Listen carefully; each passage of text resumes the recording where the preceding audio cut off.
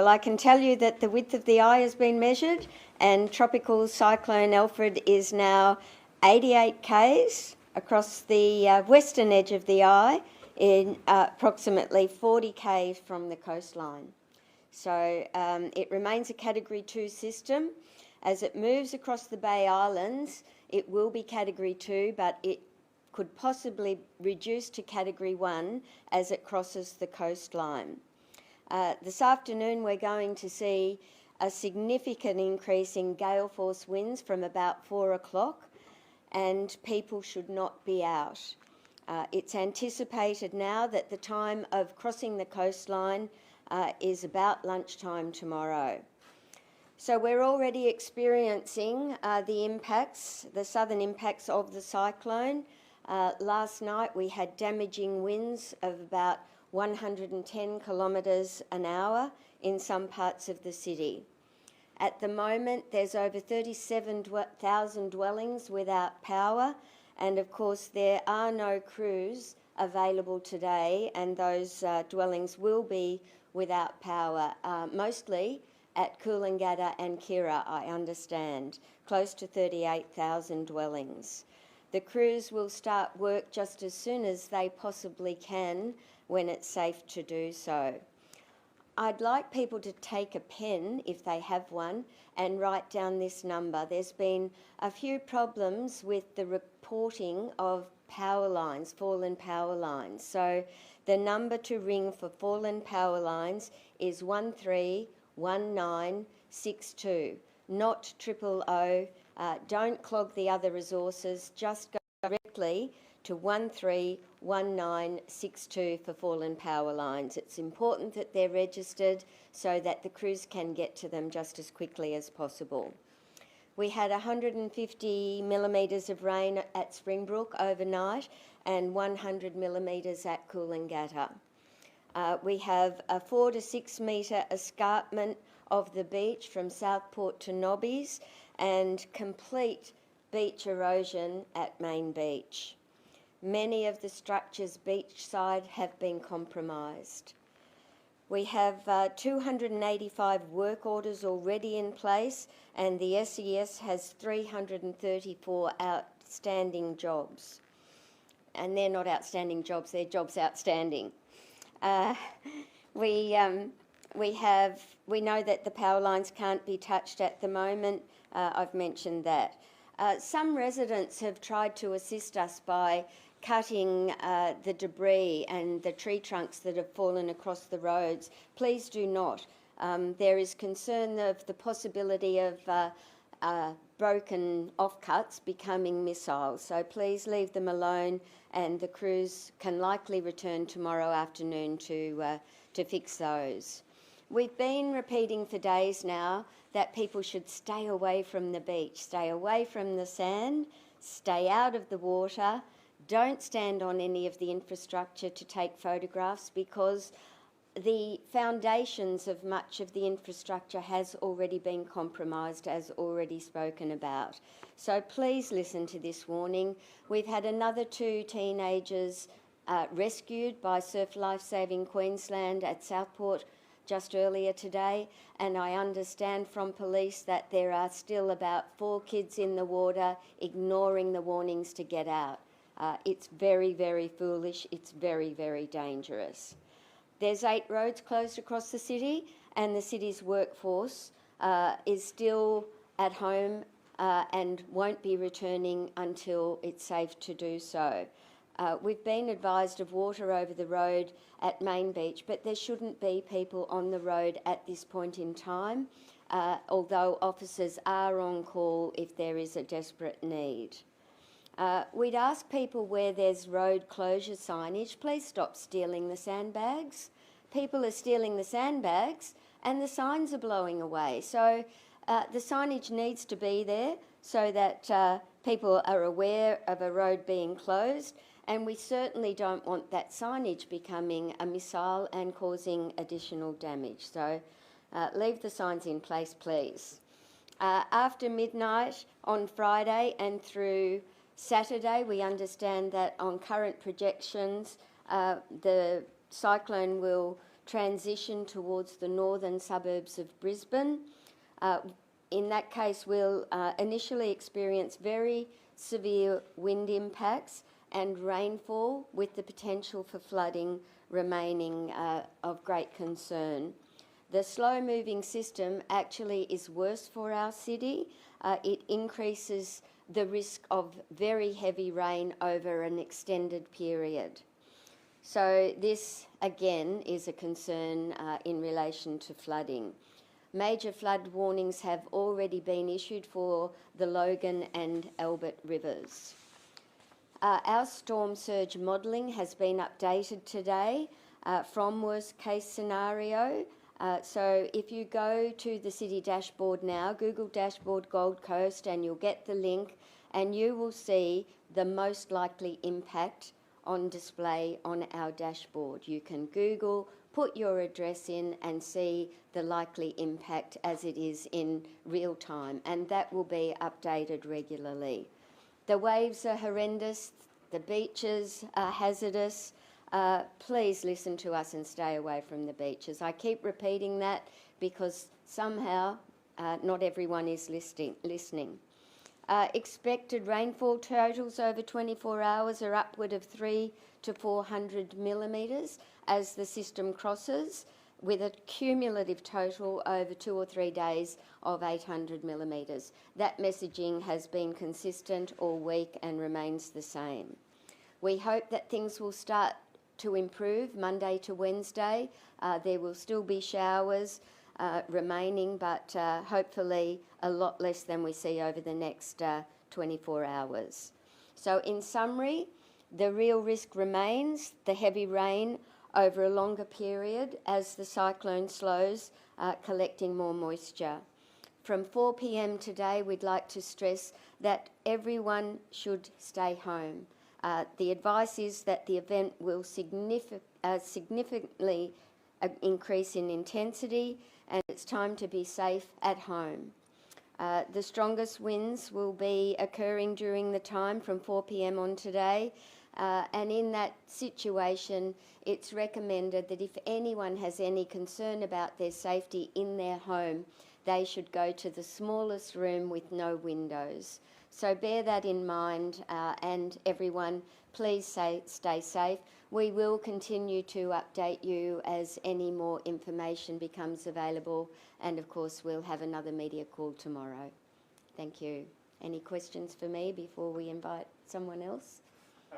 One of the darkest days in Gold Coast sort of history or recent history. Where's the mayor? Oh, the mayor is making his way back to Australia. He's booked about 6 flights so far, all of which have been cancelled for one reason or another. I believe now that he has managed to secure a flight, and hopefully he'll arrive over the weekend. Sorry for my ignorance, but whereabouts is he? He's in Los Angeles at the moment. Thank you. Just with the beach erosion, we are seeing, quite some stunning pictures of sand completely gone, especially in that main beach that's heading up towards the ocean way. Does that damage sort of what council was expecting to see? Is that going to be a massive clean-up effort as well?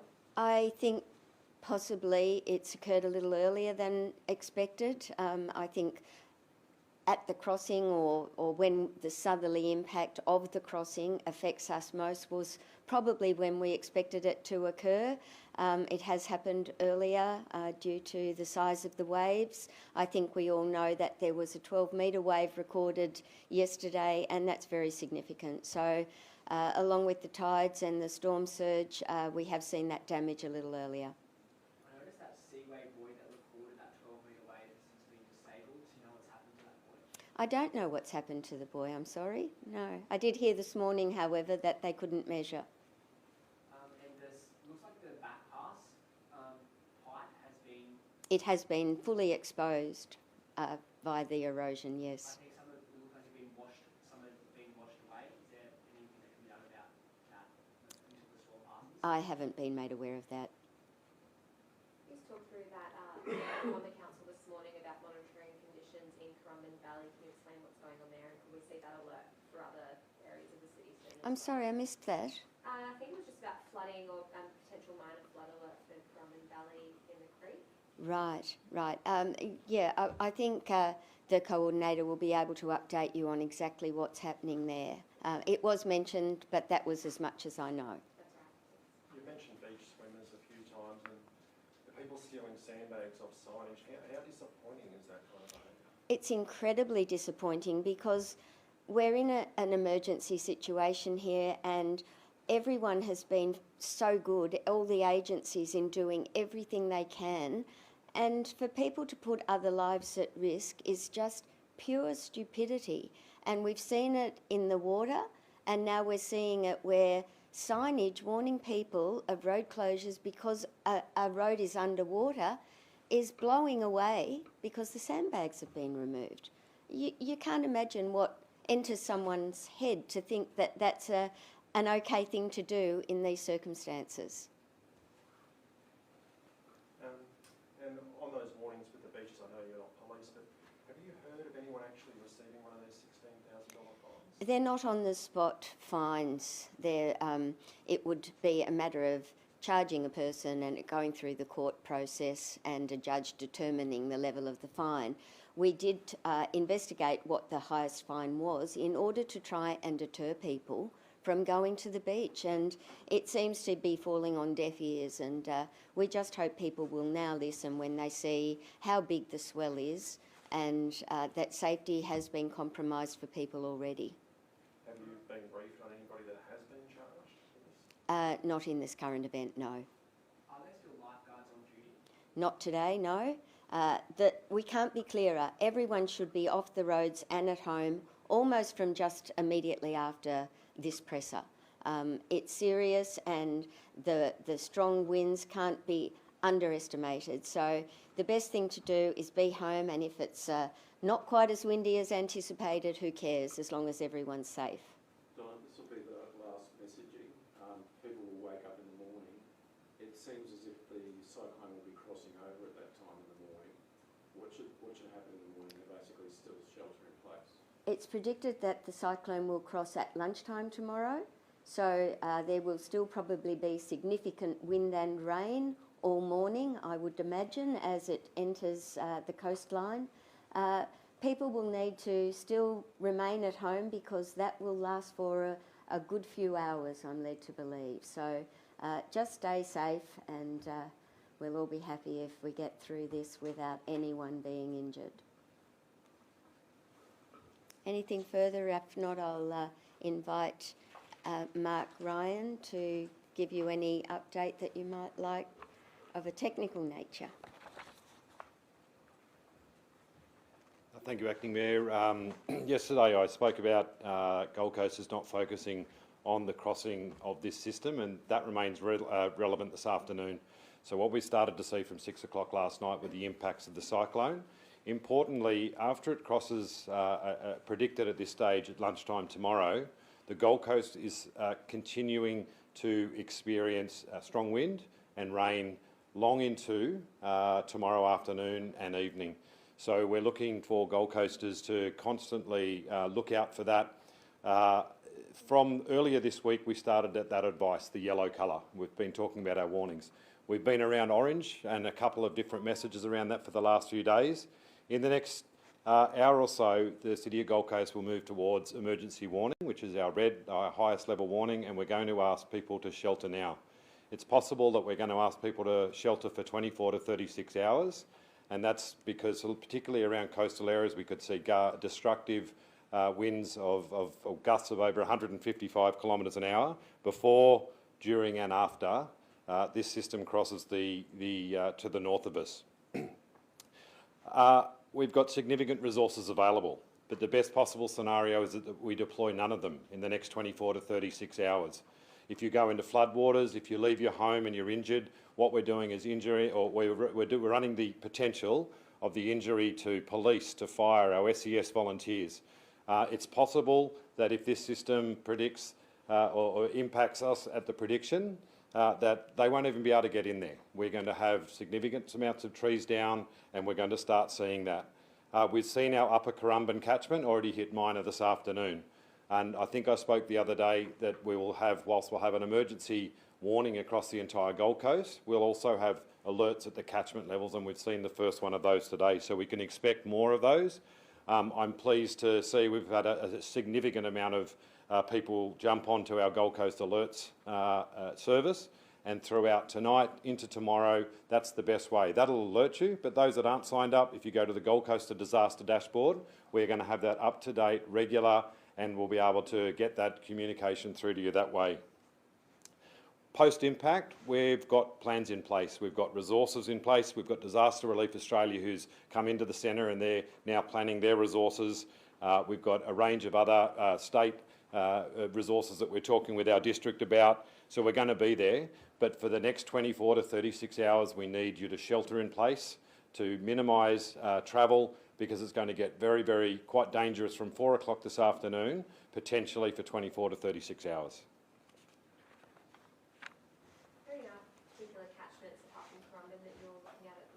So there's a flood watch on the Logan and Albert. In fact, there's a flood warning for major, but that's for the scenic rim for the Logan and Albert. But all Gold Coast waterways and catchments and rivers are under a flood watch at the moment. Mark, is one of the challenges that there are some parts of the Gold Coast that are not really experiencing much wind or rain, and people there could possibly venture out, whereas down south it's far worse. Yeah, absolutely, and what we're seeing, if you look at the weather radar, there's actually, you can actually look at what the wind's doing on the Doppler. We're starting to see pockets of the city that weren't windy were windy. We've seen significant impact around Mudgeeraba hinterland and coming up from the south. As this cyclone starts moving towards the coast, we will start to see that widespread impact across the city. But for coastal areas, that's the area that the Bureau of Meteorologists are saying later this evening, destructive gusts of up to 155 kilometres an hour, and that's where we need people to be sheltering in place. Sheltering in place is the best place for you to be tonight, tomorrow and into tomorrow evening, and we'll communicate through text messaging, through the dashboard, and where we can with people to make sure that we can give you the best information.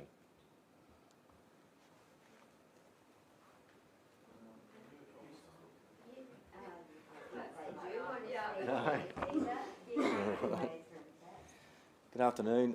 For our agency, the QPS, we've seen an influx of jobs over the last, since midnight. We've had well over 80 jobs that we've attended to with our crews locally here on the Gold Coast. Jobs include, trees down on roads, insecure premises. We had crews deployed to Piccabean Road down there, Currumbin Valley, in relation to the gum tree that went into the house. And the feedback from that job is we have 2 very lucky occupants from that address. Very lucky to be alive. The tree narrowly missed where they were actually positioned in the house. So we're very, very relieved on that in that respect. We've had 2 incidences of kids in the water still. 2 were pulled out. We had a case of 4 others. All juveniles have been spoken to by police. That won't be going any further, and their parents will be. On one occasion, the other occasion they have been spoken to in relation to their children's activities and how they're putting themselves at risk and the lives of others at risk. We continue to door knock this morning. We were getting into our high-rise accommodation this morning with our recruits. Our recruits came down from Brisbane again this morning. They've been providing some fantastic support to local police.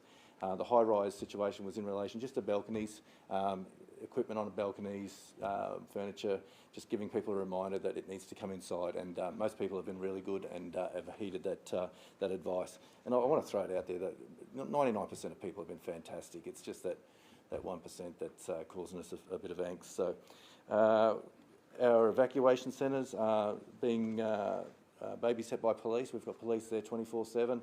We've seen an influx of people there. We've got about 85 people across the district with the 3 evacuation centres or the refuge centres that are open. Again, we haven't had many issues there at all. People are really trying hard and trying to get on with each other, which is a good thing in these times. So that's about it for our agency at this stage. So, any questions? I'll just ask, Donna mentioned before about people calling the 000 line for power lines down. Is that causing sort of a disruption? Yeah, it is. It is. Whilst it is important that we get police or someone there in authority to fix that situation. If it's not an emergency, if it's if there's no one in that area or it's not a right now situation, certainly the phone number that the Deputy Mayor gave would suffice. Yeah. Main Beach Parade, is that to be closed down? Can you sort of elaborate? Yeah, we're seeing a lot of damage to the rock wall there. It is compromised in parts. It's not going to get any better. So we'll be playing that one as we see it, and it might be a situation where we have to close that down, and just for the safety of people. So we've still got, you know, like we don't know if pathways are going to give way. We don't know once the water gets in under the or behind the rock wall what type of damage that's causing, and that can be sudden too. You know, people shouldn't be out walking in the middle of a tropical cyclone, so the number of people out there will be fairly sparse, but certainly if it's something that needs to be done, we'll be looking at doing that, yeah. Well, that Corumban job with the house, how terrifying was that for those people? Oh, look, I think they were fairly relieved to get out, but it would have been terrifying. You can imagine a gum tree coming through the middle of your house. That you've probably seen the footage. It's harrowing, and we're talking centimetres. The crew that went there said it was literally centimetres away from where they were lying, and yeah, so we're extremely grateful, and as I'm sure they are. Okay. The same question I asked Acting Mayor earlier. Are you aware of anybody being charged for being? No, not at this stage. Certainly spoken to. We will extend out the warning, not just skylarking in waters, but soon it's going to be a case that people are going to be driving across flooded roadways. They are offences we can give infringement tickets out to. We don't have to actually put people before the court. That can be an on-the-spot fine. So we will just extend that out to that. If it's flooded, don't risk it. It's just not worth it. Cars can be rebought. You can get from A to B at another time. Your life is far more important than getting from A to B. Thank you.